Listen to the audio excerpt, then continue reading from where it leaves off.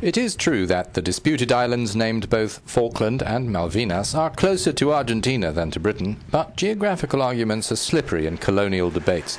Some say Argentines were asked to leave by the British in 1833. Others counter that they were a mere handful of Argentine convicts who had just arrived and who mutinied against their commander.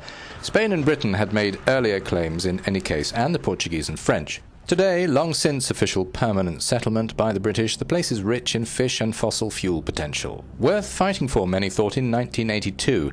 A coup in Argentina 6 years earlier had left it with a dictatorship that mismanaged what had been a prosperous country and made many thousands of dissidents disappear. Buenos Aires decided it would be good for popularity if it got Las Malvinas back. Why not? It had only been lost for 149 years. But Britain disagreed and sent ships. The result was some 900 dead, mostly Argentines. Now, 30 years later, Argentina is going at it with more tact. They want to reopen United Nations talks between London and Buenos Aires that began in 1965 but were let drop when the islanders found out. Today, Argentina says we aspire to the notion that they will finally respect the UN resolution agreed by most of the world's countries, whereby Britain will discuss Argentine sovereignty. That for us is indisputable. The Malvinas are Argentine.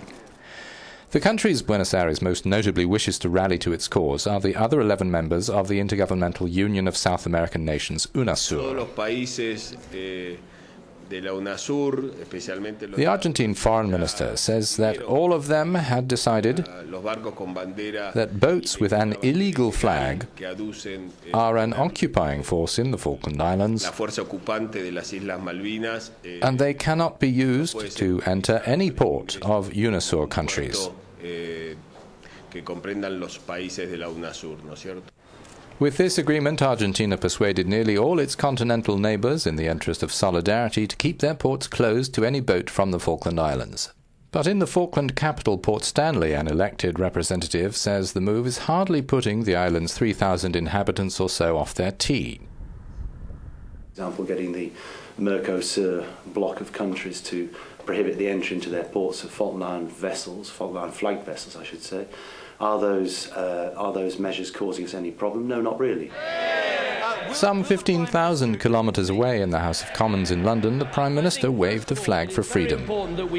We support the Falkland Islanders' right to self-determination. And what the Argentinians have been saying recently, I would argue, is actually far more like colonialism. Because these people want to remain British and the Argentinians want them to do something else. As if to celebrate the 30th anniversary of the 10-week war over the Falklands, Prince William is preparing for a tour of duty there as a royal helicopter pilot.